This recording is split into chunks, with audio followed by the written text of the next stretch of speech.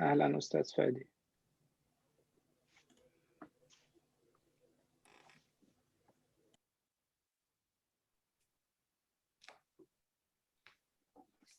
Okay, so I start or? I'll give a quick introduction and then I'll give you the Okay. floor.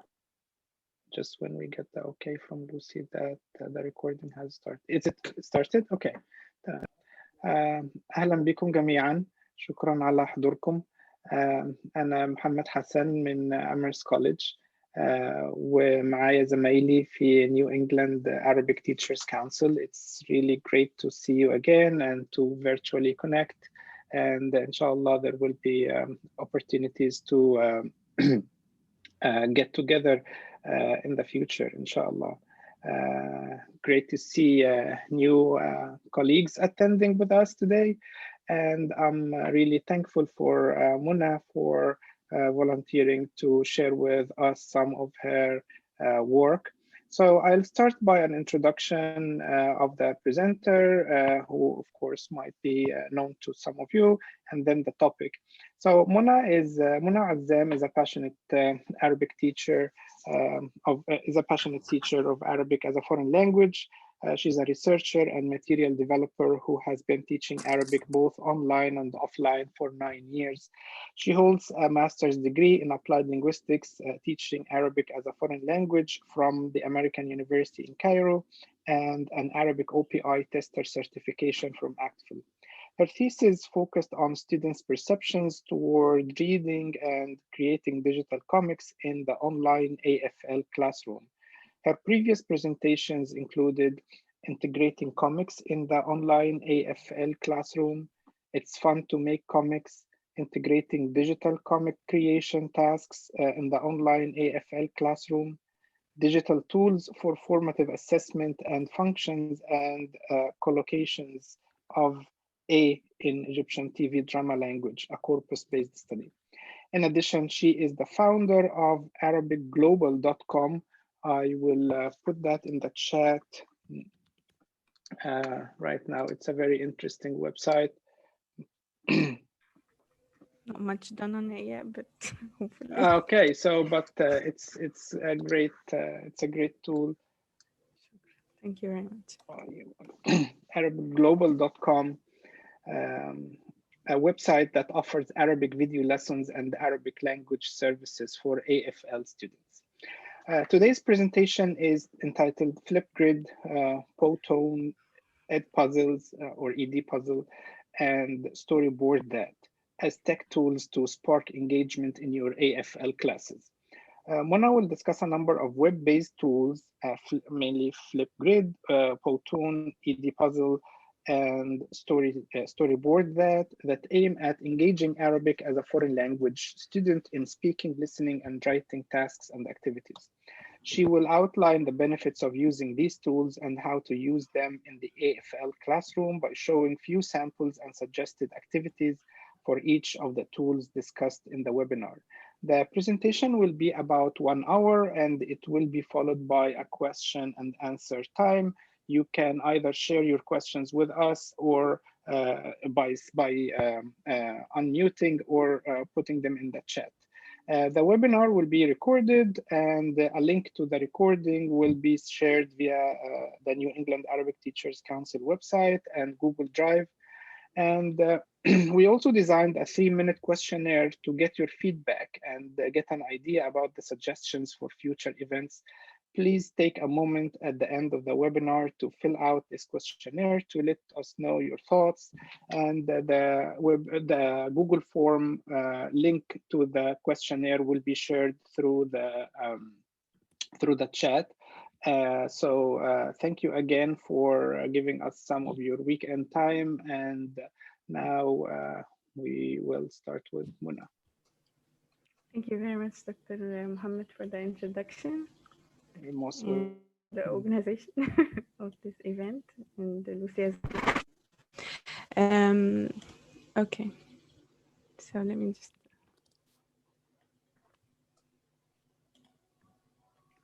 All right, so yeah. Adjusting the videos and the. Okay, never mind. I don't see myself, but you guys see me, I hope. طيب, Bismillah. So today, inshallah, I'm going to talk about, as Dr. Muhammad said, Flipgrid, Powtoon, Edpuzzle, and StoryboardThat. These are different web-based tech tools that we are going to talk about, inshallah. And mainly, we're going to discuss a few points under each of these tools. What is that tool? Like, what is Powtoon? What is Flipgrid? And why do we need to use that tool? And what can you do with it? So showing some activities and samples and how to use it, which gets into the technical side of it. I'm not going to give like a full tutorial on each of the, yeah, we're going to have an hour divided on these 4 tools, so there's a lot to cover. But I'm going to show you some of the things that you can do, and then you can, if you decided to use it, then you can kind of depend on yourself a little bit and get more information later on. There are going to be some QR codes if you're from a computer and then you want to use like your phone to scan these QR codes just to get a particular link or a reference. You can do so.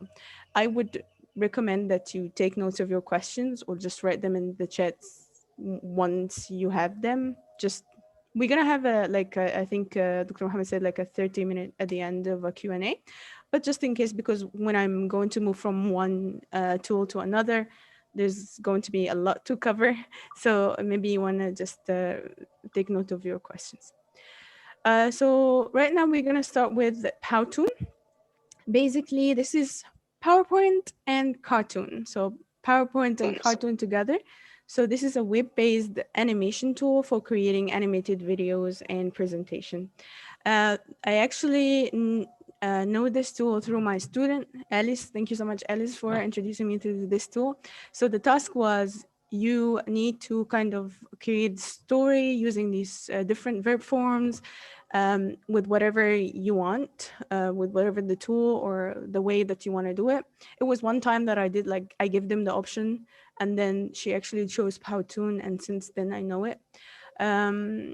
So why Powtoon? Because it supports students' level of engagement, comprehension, and helps developing the reading strategies. Students are more focused and enthusiastic. This is a study that was mainly done on English as a second language students by Ismail and Seman 2018, and that's mostly they found positive results.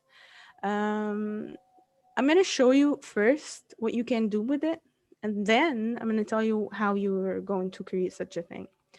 One of the major, like, most important kind of activities that you can do with Powtoon is basically digital storytelling. So let me show you a sample.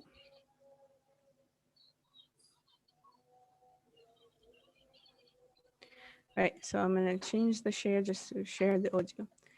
So this was created by a student. As I said, she was supposed to use a certain number of the 10 verb forms in a story, and she did this animation. So let's, I'm going to show you a little bit. هي اسمها عايشة. هي بتشتغل هنا في مطبخ في مطعم. هو اسمه أحمد. هو بيشتغل في نفس المطعم. هما كان عايزين يتقابلهم علشان كان لازم يرتبوا المطبخ. And the story like complicates later on, and there's a problem that happens and so on. I can show it to you entirely at the end or send you the link if Alice allows to. But in any case, you have seen what we can do with Powtoon. In this case, that you have audio, she narrates the story using her voice or a voice recording. There's a certain number of animations, images, characters that is moving. I can do this as a movie, or I can just present it to you like a slideshow. Each of the slides has a particular audio. Another example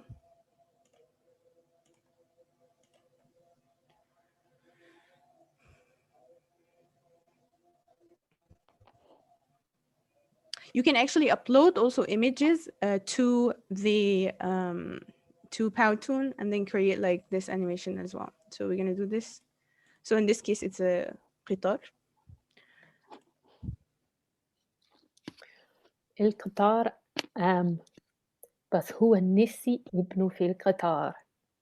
هو جري وجري وجري والحمد لله ابنه نسي. All right. So where else you can find like something that can create a form of motion? Like this can be done on a PowerPoint or Google Slides where the pictures are still, but with Powtoon you actually add the element of motion.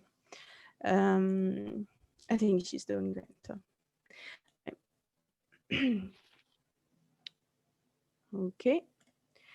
Extra activities for Powtoon, you can use Powtoon in is digital multimodal composition. So instead of speaking or narrating something, students can write and then they can add these multiple pictures, images, audio, and so on. I need to keep an eye on the thing. Okay, create a book report or summarize a text such as article or a story. So they can summarize something. I've seen a lot of Powtoons that are done mainly for English and for reading, like comprehension and stuff like that. And sometimes the students like create a book report or summarize just a text or a story.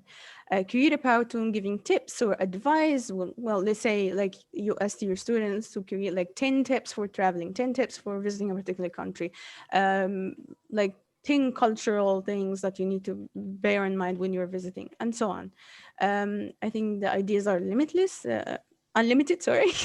And then you can like create on your own more ideas. For teachers, for you as a teacher, I found a lot of these samples that I'm going to show you. This is not an activity, but something that you can integrate, you can do to integrate Powtoon in your classes. Teacher or students introduction video. You can ask your students to create an introduction video, or you as a teacher, particularly with the online environment, create an introduction video. These are not my nor my student samples. This is just done on different languages and like from YouTube and stuff. But I just brought it out to share it with you.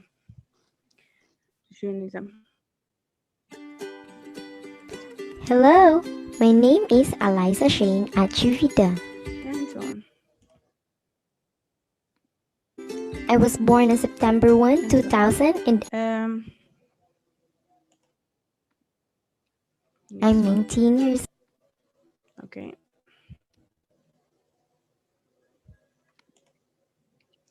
You can also, instead of having like a very dull kind of Word or a Google document showing your syllabus, you can do a Powtoon. I have never done this personally, but I think it would be a great idea, just a fun idea to introduce your syllabus.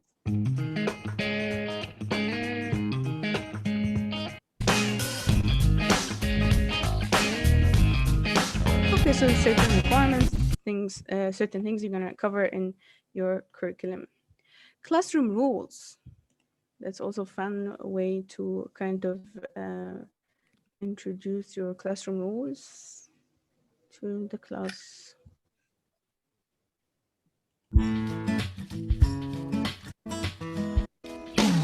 For example,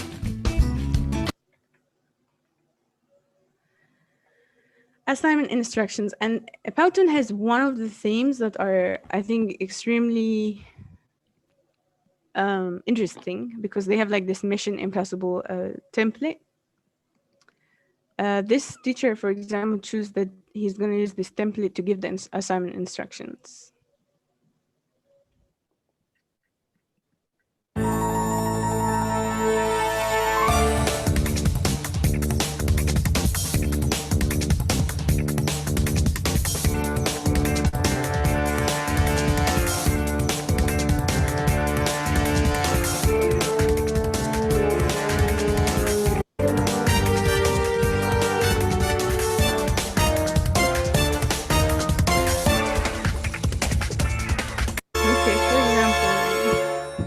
I thought this is fun.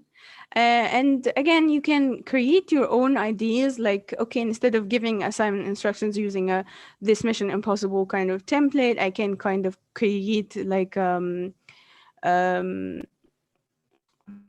do you call it? Like something that the students have to think about, and they find a solution to a particular problem or an adventure or something like that. Right. You can also explain or introduce a new concept or grammar. This is not mine. This is, again, from YouTube. But this is actually done with, a teacher did it with Arabic vocabulary. So just to show you an idea of what you can do.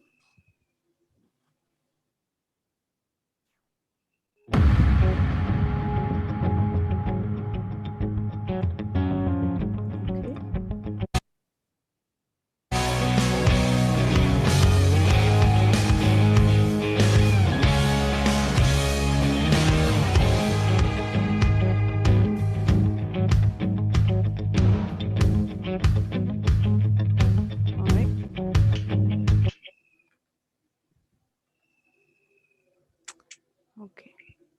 All right. So right now I'm gonna. Can you, if there's anyone that, okay, thank you very much. Because I heard my voice. Sorry. Okay. So right now I'm just gonna show you how to use Powtoon after you signed up, as a teacher. There's one thing that I need to mention is that not all of these templates are available for free. There's a lot of free templates that you can use, which is great, but you can also subscribe and then get one of those pro templates. For example, this is a teacher introduction template. But you can get a lot of these templates from here or here, actually. You can just by search. For example, I want something for remote learning. And then I want something for introduction, intro, or I want something for syllabus or just a lesson or 10 facts, things like that. You can.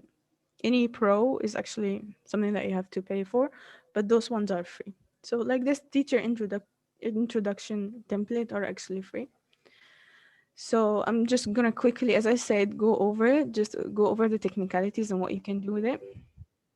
I'm gonna click on edit your Powtoon. You're gonna be directed. It's basically like you're creating slides, but with motion. So we're gonna see some of the features. Okay, so I can actually change the text. One of the great things about Powtoon is that it supports Arabic. As you can see, the font is awesome. But you can write here, then you can, let's say, مثلا, I want to choose a different character, for instance. So I'm going to double click on it. And then I'm going to click on swap. And then I'm going to choose something different. Let's say I want from The Office a different character, like a man or something. There are free characters and there are pro characters and so on. And then once you choose, you can actually, it froze, not a good time, but you can actually, let me just stop share screen for a second. Yeah, so I choose this guy for instance, okay, and I can actually change his pose. So I don't want him to wave. I want him as a happy person. Or I actually want him to, oh, I have an idea. Or he's typing something sad or angry and thinking, you can see those multiple things. Yeah. These are things that you can do.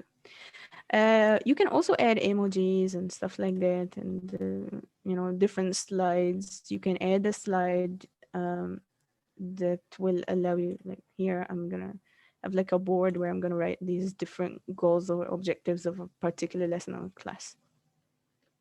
Something that I like again about Powtoon is either you add a music, like if you have seen in the first Powtoon that I showed you, there's actually like the student is narrating herself, but she's also adding this kind of music that matches with the story and the problem that happened at the restaurant.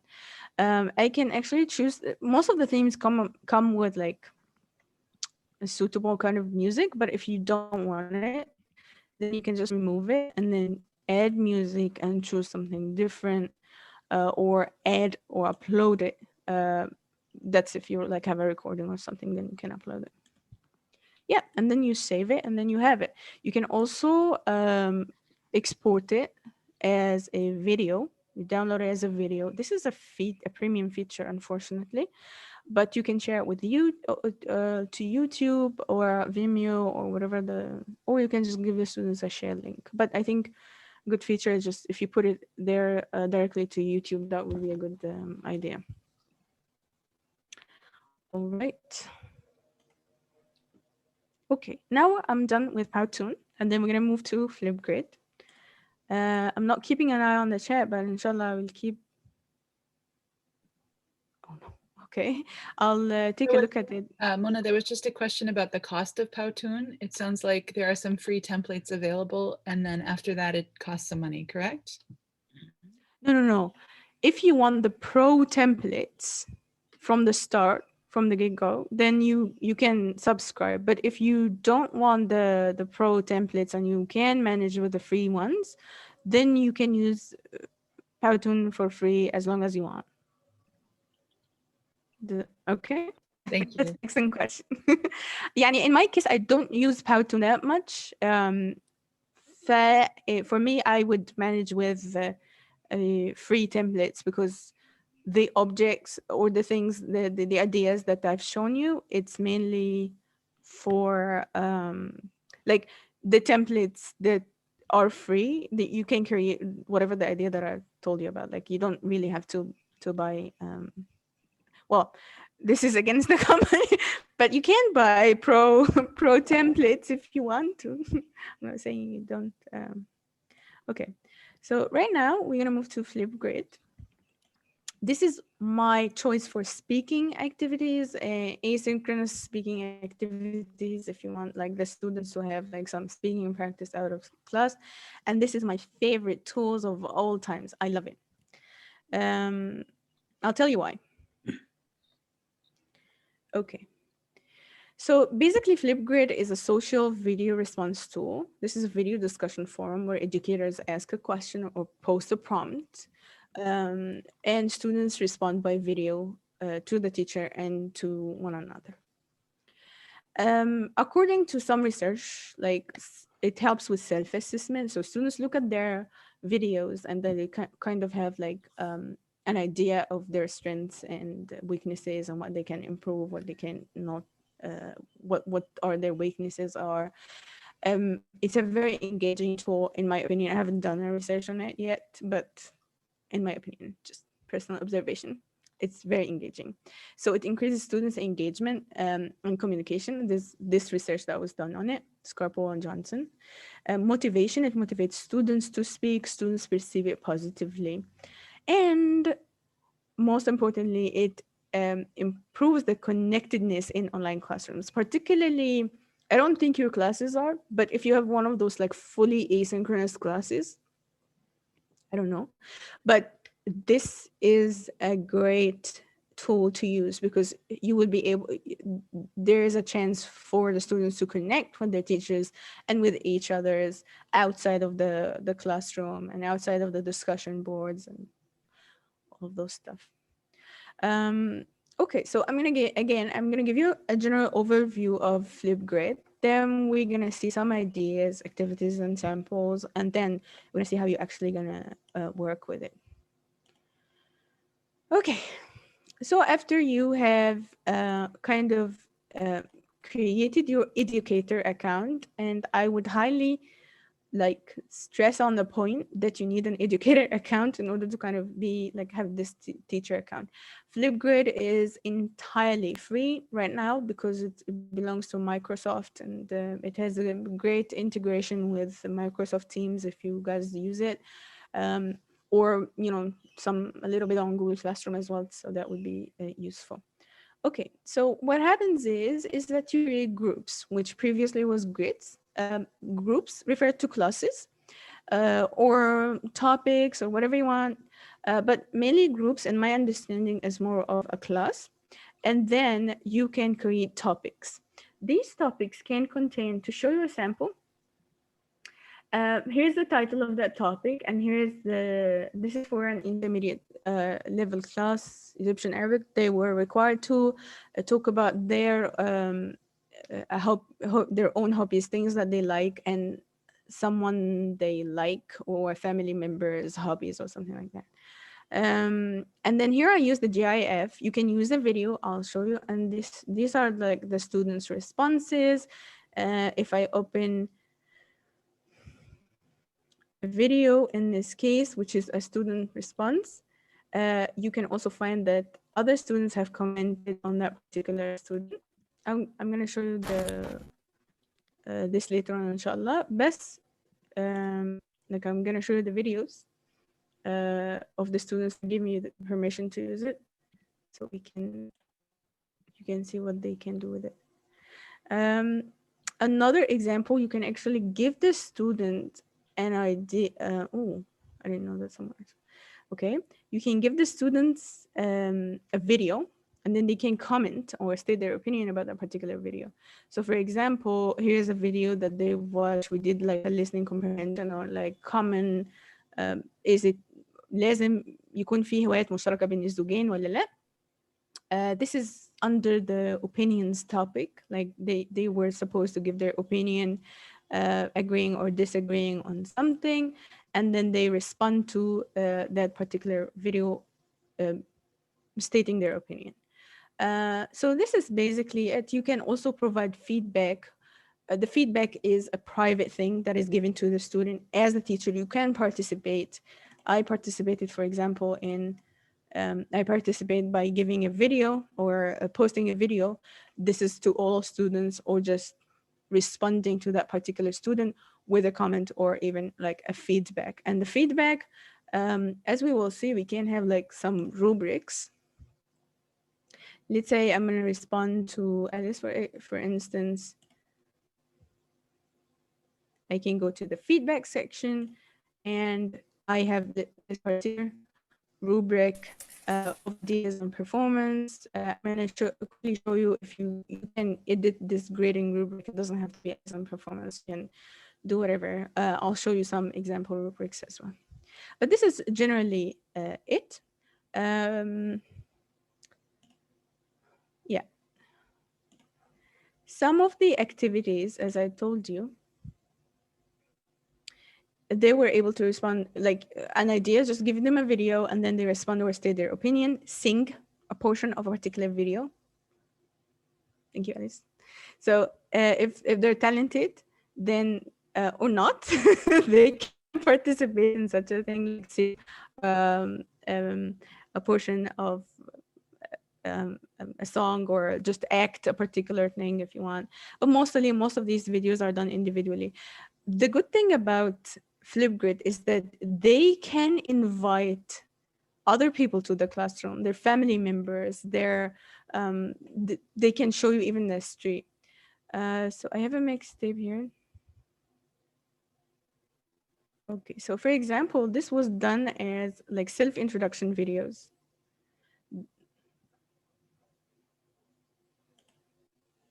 Sorry, I'm in Egypt, so it takes time.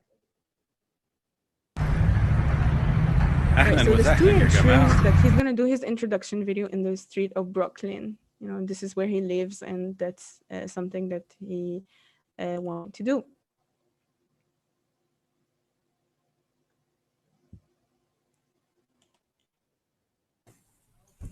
اهلا هي بتفتحها على Okay, 6 he had ونص like some الصبح. artistic skills, and he showed it. This was not required, but you see how they get engaged and creative, and they create their own stuff.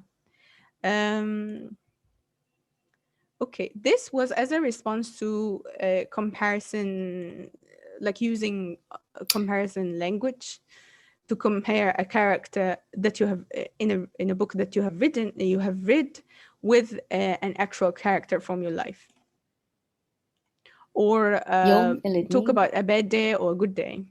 That's كان يوم وحش. أنا كنت تعبانة وأنا حسيت بعيانة شوية. This is in standard Arabic. So a lot of, some of these examples are old and some of them are new. I'll show you the latest ones. السلام عليكم ورحمة الله وبركاته. اسمي بيتر. So the student choose emojis and these kind of small icons to express what he wanted to say.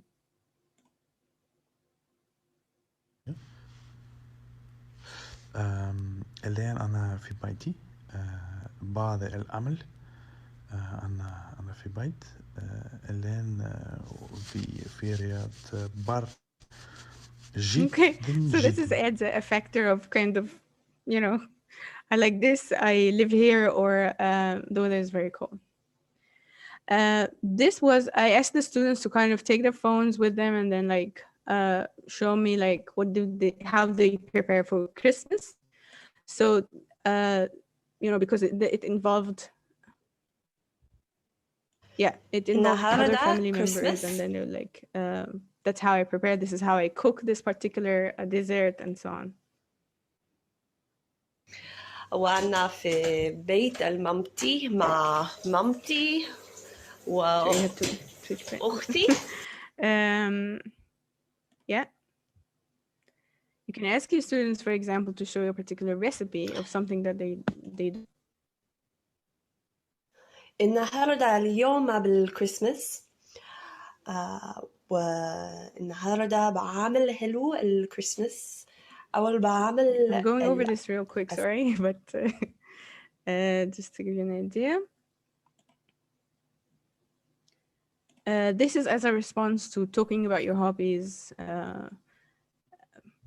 You can make it as simple or as difficult as you want, or not. I mean, it depends on the level. You can just tell them, what are your hobbies? Or in this case, we extended it a bit because their students' level were a bit higher.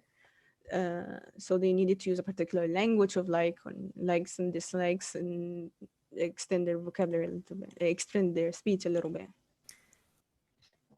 احنا بنفضل الترابية السمك.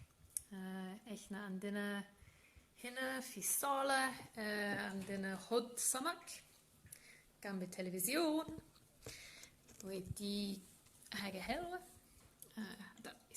It delights me, honestly, because otherwise I wouldn't be able to kind of be involved in their lives and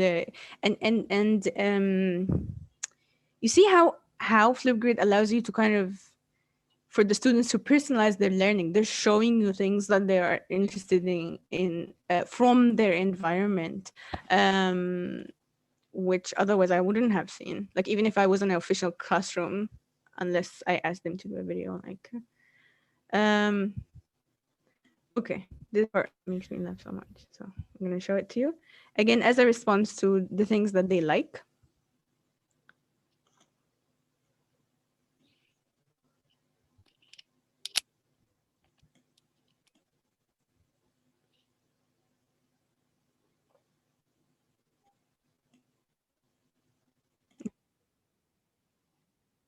So she started talking about how she likes plants and how she had those plants everywhere. هكذا ندى الجبل، أظن هذا الكلمة صحيح. وعندي كمان في غرفة نوم نباتات تين أو شجرة تين، مش شجرة دلوقتي بس في مستقبل شجرة تين، أظن تين جمال. تين شجرة تين خلاص. نعنى، عندي نباتات في شباك، عندي نباتات في حمام، وكمان في دوش، في الصنصير، في غرفة نوم، وفي الصالة. تمام. You can see some of the ideas you can implement and some samples of the students' work. One of the examples, one of the activities or the ideas as well is that Okay, create a topic. I recommend create a topic where we have like your own topics. If you've seen something on the street that's interesting and you want to talk about, then just grab your phone and just record a video and post it there. But if your students are adults and responsible and they're gonna have like a proper content, you can ask your students to create like video diaries, talking about their pet, things like that, talking about particular book summaries, book reading summaries. All of this can be an opinion about a particular article that they have seen. A true treasure of Flipgrid is the discovery section, because here I got a lot of these ideas from the discovery part, where actually you can search topic that other people have done, and then you can kind of adjust it or tailor it to your situation. So I can actually search, let's say I want to do self introductions, pretty kind of straightforward, but just to see what kind of like I'm gonna select the subject. Let's say مثلا I want to choose language or other community. You can actually choose if this is something that is related to adults or kids, and here you see other people's ideas. This is a source of, like, in my opinion, is very, very, very enriching, because you get so many ideas from those multiple like awesome teachers. And then you can kind of, if I'm talking about hobbies, then I just type hobbies there, just write the proper keywords, and then you're gonna get so many ideas out of these. Type.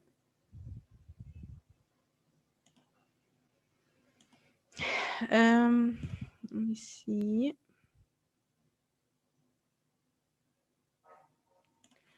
Okay. Yeah, so the Disco library or the discovery section is extremely, extremely useful, in my opinion. Okay, now we're going to take a look at the technical part, where I'm going to create, how I'm going to, after I signed up, okay, I'm going to create a group from here. And then you add the title of your class. You can invite your students. This is also, the permissions are extremely important, because the privacy thing is important.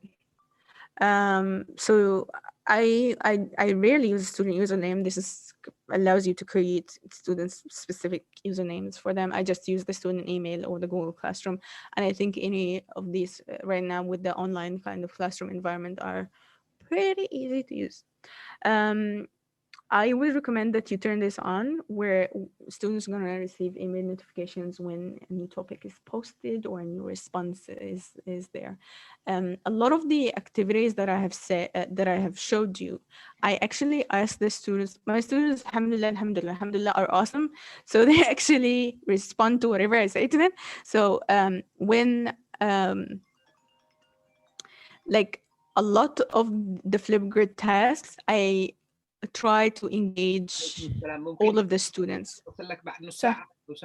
Oh, okay. So basically, what you do is I ask the student to post a video and respond to other videos. So they can respond to other videos by asking 3 questions. They can respond by stating their opinion about a particular video, or sharing something that is common or totally different. So in the hobbies topic, they were actually required to respond by saying, okay, we kind of have a similar kind of interest, or no, I'm not totally interested in that particular topic. So it's not, there is an engagement again. If you're all like a community, and then they're working with that community. Going back to creating a group, you can select a theme, and then you create the group, which is your class on Flipgrid. I'm going to go back. I'm going to show you how I'm going to create a topic. The topics are the prompts. What do you expect your students to respond to? You can create a suitable title, add a description of your prompt. One of the things that I highly like, I use a lot. I either add a video. You can record your own video if you want, or upload a video, but I edit a YouTube video a lot, or a GIF. You can even use an emoji if it's nothing there, and you have other options, but a GIF definitely is I use it a lot. You can create a password, topic moderation. This is so important because you can allow them to record up to 10 minutes now. The limit earlier before was just 5 minutes. Now it's 10 minutes. And I think it's a really cool thing.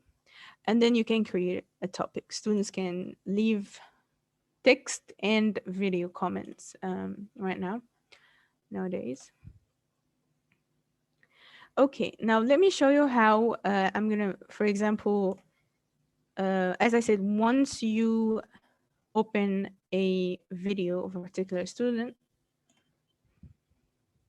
just go for Julia then.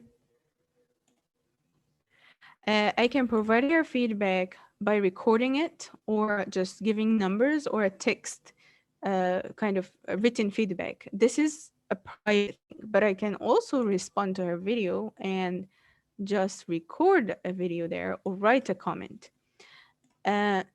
One of the things that are interesting in Flipgrid right now is the students, if they don't want to, I don't really like this, but in case they're not comfortable kind of doing a video, they can do a voice comment. Okay. Right, so this is basically it for Flipgrid, really. I showed you how to post a response and give a feedback, and you can create mixtapes. The one I showed you here is a mixtape. Something like I grouped a bunch of samples from different topics and I created a mixtape. This is an idea also you can use in your class. Consider it a portfolio at the end of the semester, for example. This is a collection of the things, or if you want to use the same, if you had like different responses on different topics, then you can create them in a mixtape simply just by doing actions and add to mixtapes. And that's it.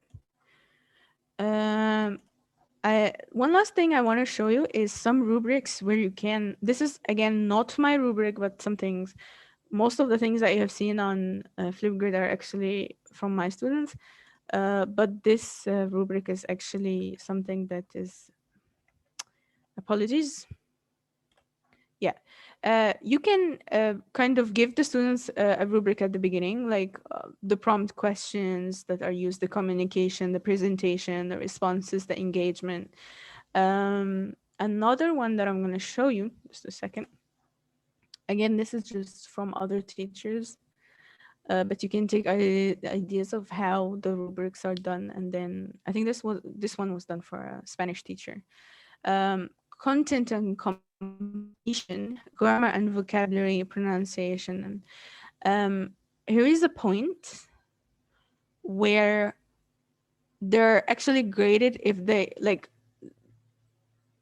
don't have notes and they're doing this spontaneously. When I started using Flipgrid, a lot of my students were like, I have an entire script of what I'm going to say in that video. And then I learned through this that I actually have to put in my instructions. You can take notes, and that's how you can take notes, but you're not allowed, particularly in speaking tasks.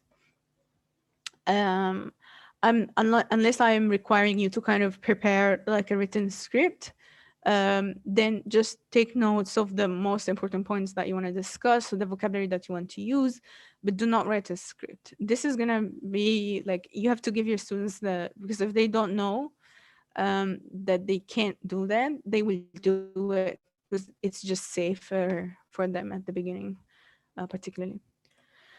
Okay, that's another rubric. As I have said, Bardo shares a lot with, and this is a link. It shares a lot of elements with the other rubrics that I've shown you: responses and questions, speaking and presentation from a scale of 1 to 4. Now here's the good things and bad things about Flipgrid. It's completely free and it's unlimited. Like I can post gazillion topics in there, and the videos, it's awesome. I would highly recommend that you actually ask your students, and you, if you are also engaged in like posting responses to these to your own topics, then you can use your phone or tablet, because they use the app because it's easier that way. And then they're not just, again, sitting on a computer, they're on the street showing you something, or in a different room showing you a different thing. If you're teaching kids and stuff, or even adults, make sure that you are aware of the students' privacy. Like, there are some things that you can do not to allow the students to download the other videos on that particular topic or on that particular grid. So check these things that you can do. If you have kids, of course, it's highly important. With adults as well, I'm not saying, but I mean, at least I think you understand. Like, with kids, it's more risky. A few instances where I had with myself and some of the students where they had difficulty uploading the videos. So it's usually easier if they have the app and then they record directly through the app rather than just create a video and then try to upload it to Flipgrid. This is something that I also didn't say at the beginning, and I had students going crazy because they just had a difficulty uploading. So it happened very few times, but it happened. Okay, now we move to Edpuzzle. Edpuzzle is my choice for listening tasks. You can edit and crop videos from YouTube. You can add questions, notes. You can track the progress of students, and you can prevent skipping. So if you don't want the student to skip a particular question or skip a particular part in the listening task that you're giving him, then you're able to do such a thing. So students indicated that the use of Edpuzzle helped them focus more on important aspects of the videos, and that they were more confident of their learning. Now, my question to you regarding Edpuzzle, when I'm done explaining it, is, yeah, they focus their attention to a particular point or particular part of the video. Is that actually good for the listening comprehension or not? This is a question that is open for discussion. Is it better to just leave them kind of spot where the answer to the question is, or just limit it to a particular minute or two where, preceding the question? As I said, these are the things that you can do, and you can track their progress. One of the cool things is that you can actually see who saw the video and how many times and for how many minutes and so on. So right now I'm going to show you Edpuzzle, and I'm going to show you the samples, and then as we have seen before.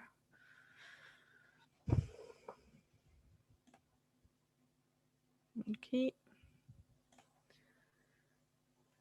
I'm not ignoring the chat. I just can't concentrate on presenting in the chat, but I will definitely look at the chat at the end.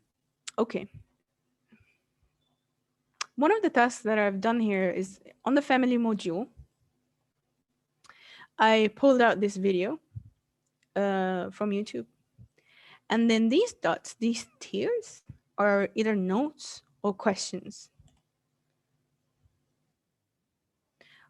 You notice something, that when you have a question, the video stops, and then the thing pops up, the things that I have put, whether the note or the question, pops up at the right side, until the students sees. In this case, I just have indicated what are the student required to do during this video, because sometimes if they're using Edpuzzle for the first time, they're not really quite sure what they need to do. So you kind of have to give them an intro, like you guys are going to hear a part of a video, then you're going to see the question that is related to that preceding part. In this case, for example, they've watched a portion of that video, and then they have a question, who are the members of Hiba's family? And then they need to post their answer here and then submit. I'm going to skip it. نجهز الأكل يعني ونحطه على السفرة. Okay. This is a vlog, just if you're wondering what that is. Okay, so I asked them about these dishes. So again, the video pauses or stops, and then there is a multiple choice question that comes up. Is this ruz? Is this bamia? Is this mulukhiyya? And then they need to choose and then submit. Another idea, you have limited storage, by the way, on Edpuzzle. It's an issue. If you want more storage, you have to pay for it. Another thing, this video was done on like the Christmas, Christmas in different parts of the world.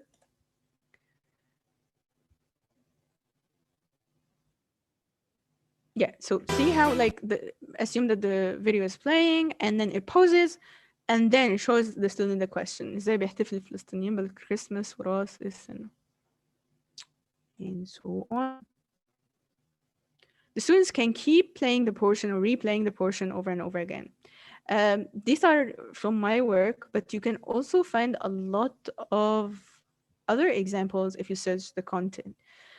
This is most of these are done by other teachers. This is by Dr. Mahmoud Azzaz, I think. Yeah. This is totally his idea, but I think it's brilliant because what he did is he wrote the video and then he used his own voice to kind of narrate that video. And instead, if you feel like this video is above the student's level, so he did the narration himself. He muted the video entirely and he did the narration himself.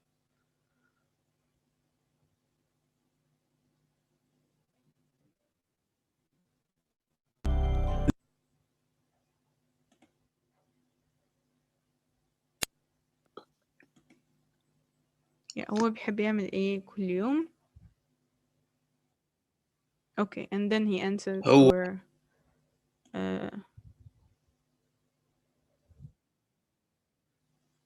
هي وامها. The way that you're going to do this is simply by creating content. So you can create your own classes and you can add a content and assign that content to a particular class. So I'm going to create a video. Actually, let me show you an example. Yeah, I'm going to edit just one of my assigned videos. Okay.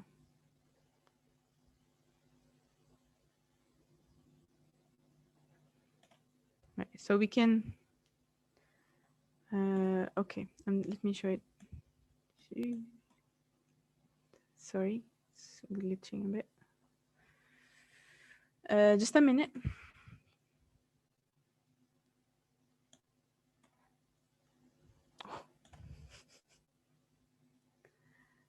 One second, sorry about that.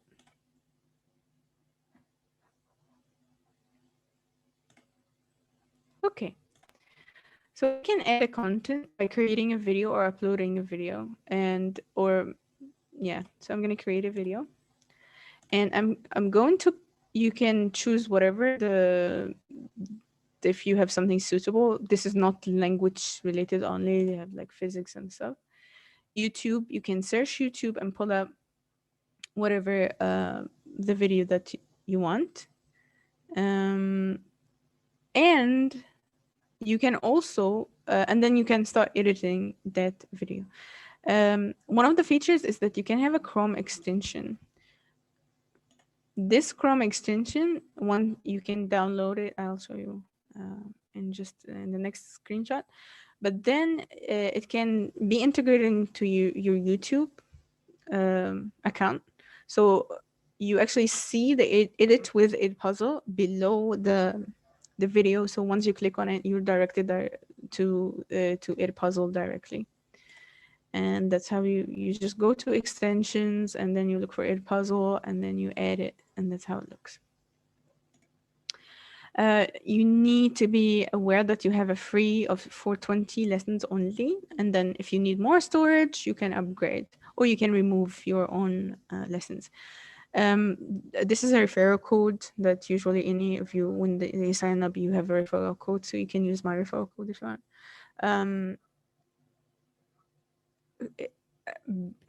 this is an awful thing about Edpuzzle. I can't blame Edpuzzle, to be honest, but YouTube. This is a YouTube video removal thing. If it's a copyrighted material, if you did not get it from the original YouTube channel, if that particular TV channel decided I'm gonna take out the soap opera or the TV show or whatever I put, then you're left with gray icon. YouTube can remove the videos and then your work is gone. So that's the issue. So you need to pay attention to this kind of thing. At least avoid any kind of, if the video is uploaded by a channel that is not the original channel, this is a high chance of getting this video removal. And it happened a lot with me, even with, for example, I use a lot from like CBC or these dramas and stuff. But sometimes for promotional kind of, I think, reasons, they take the videos out and then they re-put them again. But that's an issue. And your lessons are going to be public as long as like you have a free account, which is a good thing that you're sharing this with others. But if you don't want that, then Edpuzzles is not the option for you. I'm going to quickly... I just a quick question, Yamuna, about the possibility of being able to share the PowerPoint or some of the links for the resources with the recording that we will share. Is that something you would be able to do? So I'll give you a document with all of the links that I have shared here with the rubrics and the websites and the samples and stuff. Not my samples, Excellent. but just general. Yeah. General All right. Thanks. Yeah, I had a question about that. And yes. Okay. So please Are we go done? on. And, no. I just want to make sure we leave some time for questions and answers after your presentation is done. Okay, thank you very much. So I'm quickly, I hope I'm not like taking too much time, but the StoryboardThat is our last tool. And this is basic. I've talked about this so much. This is a web-based tool that enables students to create storyboards and digital comics. My thesis was based on like creating comics, which Dr. Dalal helped me a lot. She was my supervisor. Thank you. She still supports. StoryboardThat is engaging, motivating, and boosts creativity. And for students who are not good at drawing, this is a good tool. Students had positive perceptions toward the StoryboardThat. If you want to get to know more about their perceptions, you can read my thesis in that link. This is more like related and relevant to Arabic as a foreign language classrooms. Okay, it's not free, but you can create your storyboards for free. You can create classes, assignments, and create a StoryboardThat. If you have a pro account, then you can do those stuff. But you can, none of the tools that I have discussed with you, like I only paid for StoryboardThat because I actually needed to create classes and involve in the students' kind of projects and step in if they need help or something. I don't think I would have time, but I have a tutorial for you guys if you want. I'm going to share it in the link in the document that inshallah will be shared. But I can share with you some ideas and some samples real quick. So we have room for your questions. So it's web-based and it has a wide variety of cultural characteristics. For example, we find a hijabi girl, a guy with a galabiya or something like that. You can upload your own pictures, or a teacher can access the students' storyboards. And sometimes they need help, so you can kind of have to step in. Here's some of the activities that you can do. You can ask your students to summarize the story and transform it into a comic, finish it, change the ending, retell the story in a different way, develop a comic, develop a second volume or another episode. How is that character is related to you? You have Zimmerman, 2008. He's the owner of Makes Comics Beliefs. I'll try and share the link. It's another website for creating comics. Storyboard that supports Arabic in a better way, but he has great ideas. and very, very creative ideas. For example, if your characters are given the power to be bold and brave for one day, what would they do? You can ask your students to create a comic on that. One of the most famous tasks that I have used in my thesis project and still using is, you're a member of a Syrian family that are forced to leave. So they're leaving. What are the things that you're going to take with you? What are the things that you're going to leave, and where you're heading? What are kind of the plan that you going to do? And here is a response to such a task by students of Standard Arabic. This is an intermediate student. They put the title, they can create the characters, and then a series of this like events and a sequence of the story. And this particular students actually did an awesome integration of standard and the dialect. He studied the Levantine dialect, he studied Shami, and also he studied standard Arabic. So he'd like in the speech bubbles he would use the Shami, لازم نروح, and in the narration he used mostly standard Arabic. إلى أن ولدت في مدينة حلب في شمال شرق سوريا, and so on. But I think I'm done for today. Thank you very much, and thank you to all my awesome students and my professors who always give me so much support. شكرا جزيلا. Thank you so much, Mona.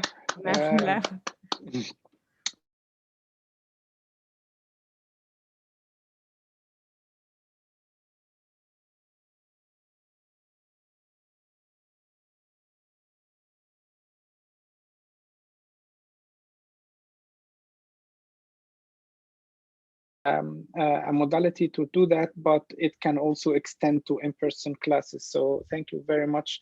Now we will open the floor for discussion and for question and answer. Everybody can participate either by questions in the chat for Mona to respond to, or for other colleagues, or by sharing with the sound. I want to remind you, please take a couple of minutes to respond to the survey that Lucy has just posted the link to. It's a couple of minutes that we would definitely need you to go over to let us know what you think and to guide us through forthcoming event. So again, thanks, Mona. And now let's go for the questions and answers and the discussions.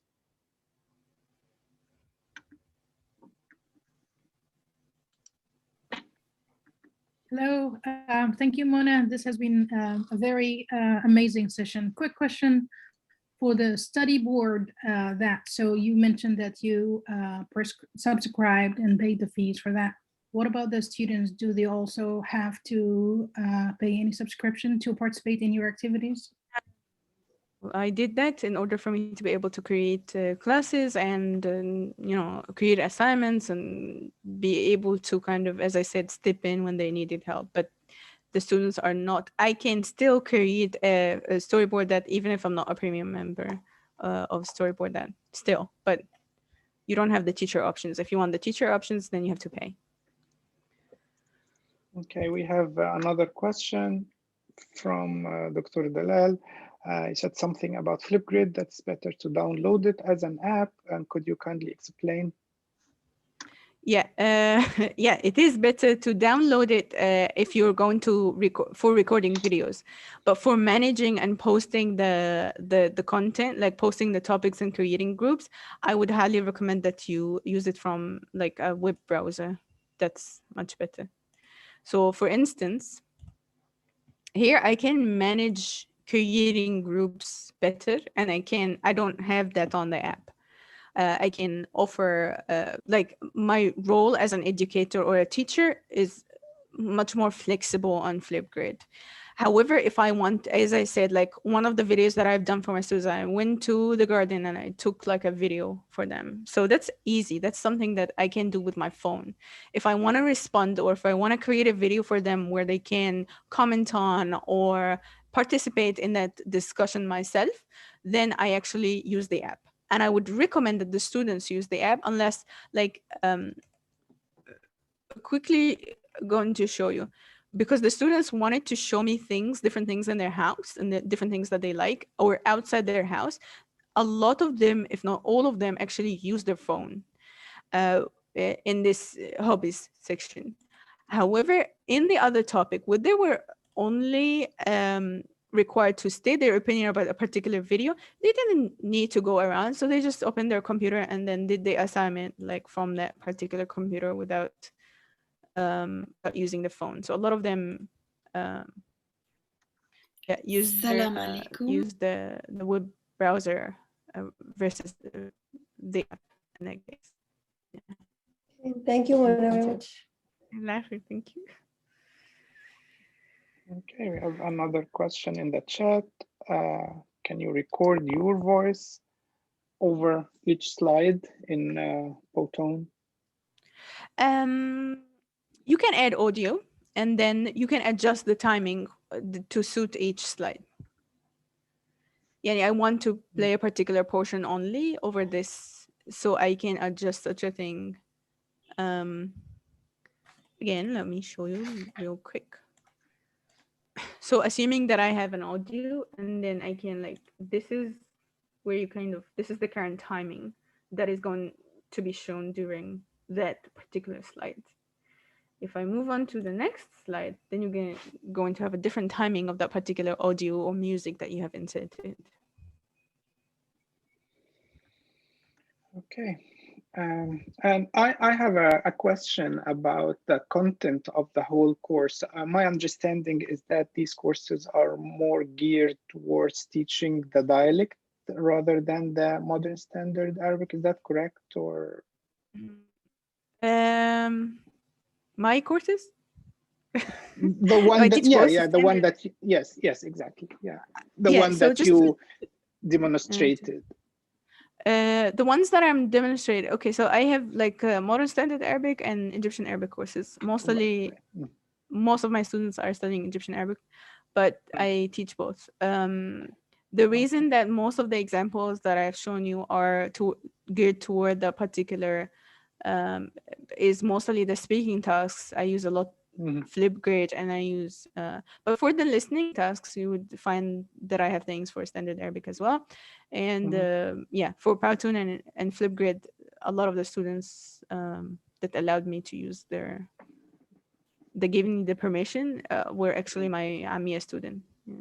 Okay, excellent. And so the second part of the question is, how are you able to assess the students' performance and progress throughout these tools? To be honest, I'm a freelancer, so I don't have to do that. No, I mean, like, I don't have like this, of course, there's like this ongoing assessment, like once they do something, then there's this type of continuous feedback on their performance. But I don't have to do tests because most of my students, as I said, like they're joining these classes by their own will. They're not doing it for a grade. To answer your question, one of the things that I do is for the speaking assignment, I gather, and this is actually I learned from Dr. Dalal, is I collected a lot of their the things that I want to comment on, their the errors or the mistake, and then I record a video with my comments on them. Or one of the things that I do as well is like I take like the most common or the most like the devastating errors that they have done or the mistakes, and then we create like a task on that. So for example, why do you think this is an issue, and what is the source of this error, and then we discuss it. So there are multiple ways where I give them feedback. These are two examples. They're tedious. Okay. It takes a long time to do such a thing. But I'm not saying like I always do that, but mostly for the speaking, I try and give them like also like a video or a voice feedback. Okay, good, thank you. If you have suggestions, that I would be grateful. Well, it's a motivating, and as you say, they are self-motivated, and it's always good to give them feedback. Maybe the assessment of their progress to reassure them about their own progress is through your narrative feedback that you continue to give them, not necessarily a grade or a mark or a letter grade, but it could be a narrative feedback about their own progress. هو الحمد لله يعني they're awesome honestly, because if they didn't like have the motivation, have the creativity, and have this level of engagement, I don't think we'd be successful in using any of these tools. So they're actually creative and engaged, and then they're really into this. They really want to kind of improve their language, so they do that. And it's kind of hard not to respond to them at times, because I really like their videos, particularly those Flipgrid ones. Either if like I didn't post a video, I comment on it in a way or another, or I just show them something interesting, or just tell them like, well done. Things like that. Yeah. May I comment here? Sure. A few things. Thank you very much for your presentation. But this is for the audience, because I think like for us, we are dealing with the students, high school students or college students. The assessment is a mandatory on you. It's not your option to come and say that there will be no type of assessment and there will be rubrics and all of this. That's number one. Number two, I did put this in the chat, which is, as educators, you need to check with your district if you are allowed, or your county, if you are allowed to use any one of these tons of programs these days. Like I know that Flipgrid is not allowed in certain districts for security reasons. Let's say another one is Screencastify, like we use it a lot. The district, they came and say, oh, it's approved for security, you can use it. But it's dependent on the program itself. Kahoot is the same thing. I mean, all these programs, they have a catch at the end, which is that the first level is free, but if you want to go to a little bit more than that, you have to pay for each one of them. At the end, maybe each individual needs to check with their district and see their financial status, if it's allowed or not.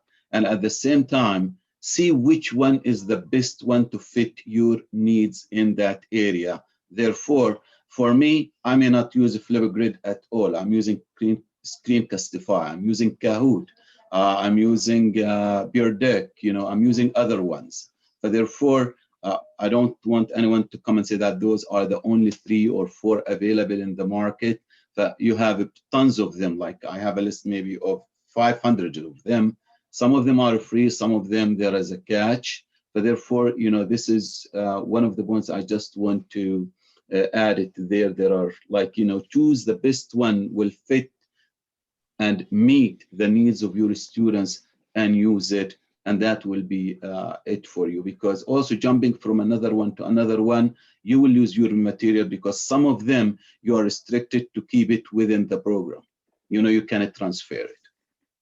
And again, thank you very much for that. May I comment also? Thank you, Ustaz Amuna. Like, it's a great presentation. I want to comment on Flipgrid. So like Dr. Ismail said about, like I created a project with 9 high school teachers in the States. And some teachers, they couldn't like use we did like, it's called like a Flipgrid exchange program, where we create topics in the novice level, the intermediate level. And we do it like first week, the students create their videos. Like for example, the first topic was 3 things about myself. Then the second week, the students reply to students that they don't know. But like he said, there is some district that didn't allow their teacher to use Flipgrid. But for me, like I love Flipgrid because I use this also with, I do like exchange program with the students in Morocco and students in Jordan. There is a program called Global Voices, where students write plays together. The students in Morocco, they write it in English. The students in Chicago, I teach in Chicago, they write in Arabic. And we create, and also I ask my students to create videos in Arabic. The students in Morocco, they create videos in English and reply to each other. So it's a great way and it's free. I do it actually like during the class, like it's not like a homework. So for example, if I want to give them an assessment, I will give them, okay, right now you have 10 minutes, go. I will give them, I will share them the link. You have 10 minutes to create the video, and that's it.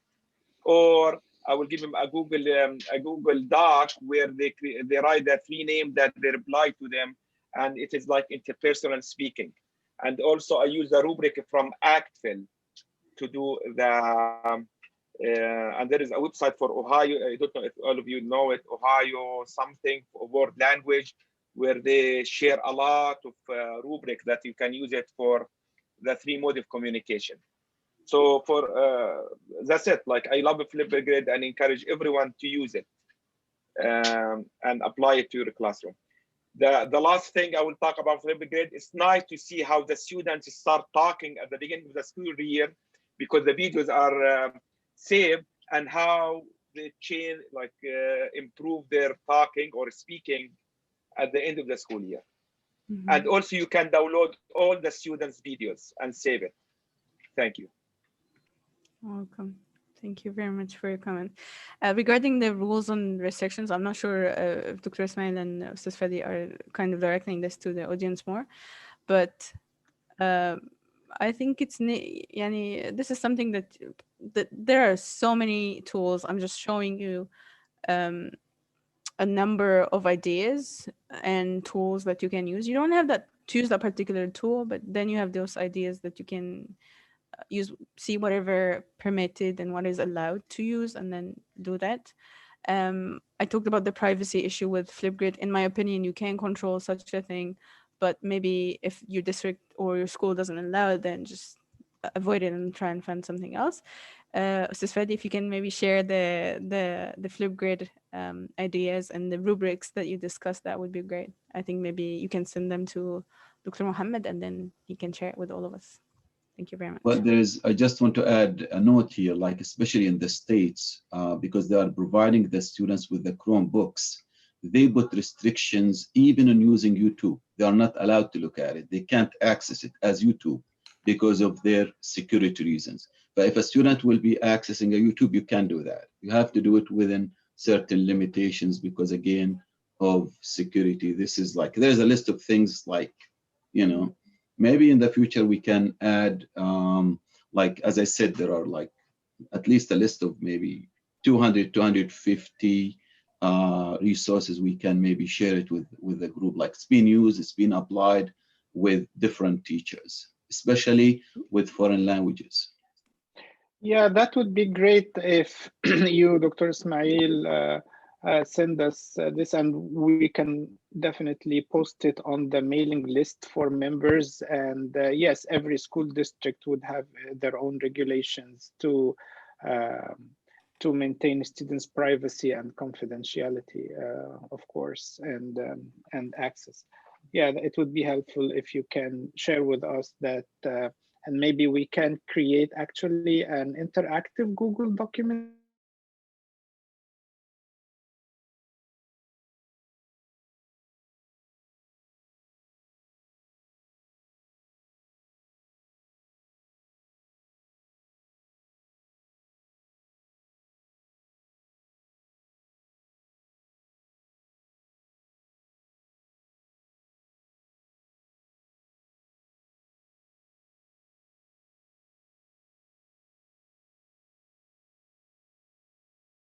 and you could adjust the rubrics. This is like most of the world, and this rubric is coming from Actfil actually, but this is a free free website, and you can use it in your classroom. Also, I think that's it. This is a question. And also Bear Duck, also it's a nice, but also all of them cost money.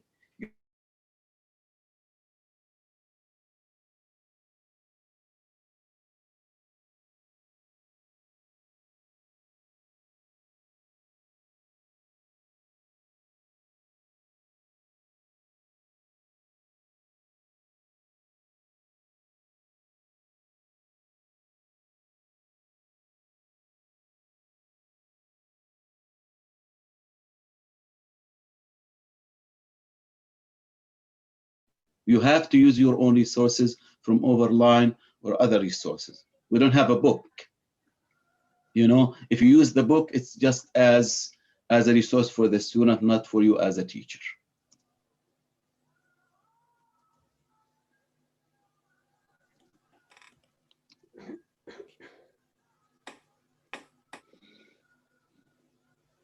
Thank you for sharing the rubrics. I wasn't sure if you were talking the catch about the rubrics cost money or the. No, or the programs itself. The programs itself. At the end of, if you go to even Kahoot, if you go to Pro, you have to pay a certain amount. If you they want offer to go you a for service. yes, that's what I'm saying. There is a catch. But the district will be carrying that catch. Like I think now what's going on in certain cities, we come and recommend this one. This is the one we want it as foreign language teachers. They go and check on it and they start adding, you know, this is a new, again, adding certain resources or money, finance to sub for these resources because you have to pay, you know. Yeah, I'm very happy that I'm not restricted by these rules and kind of a free spirit. So I'm actually delightful that I don't have to restrict myself. Yes, every school district would have their own rules, and they value privacy and online. Yeah, the online environment is a very rich resource, but it comes sometimes with caveats and some risks. So so thank you for sharing these ideas. This is something we can definitely bear in mind. Again, thank you, Mona, for that presentation. Thank you all for sharing your time. I would want to remind you to please take a couple of minutes to fill out the survey that Lucy has has submitted. And again, if you are not on the New England Arabic Teachers Council list, please let us know to add you to the mailing list. And of course, it's open to any Arabic teacher all over the world to share their ideas.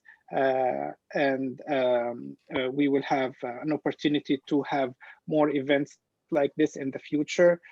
Again, we will share the recording and we will share the document that Mona and others will populate with resources.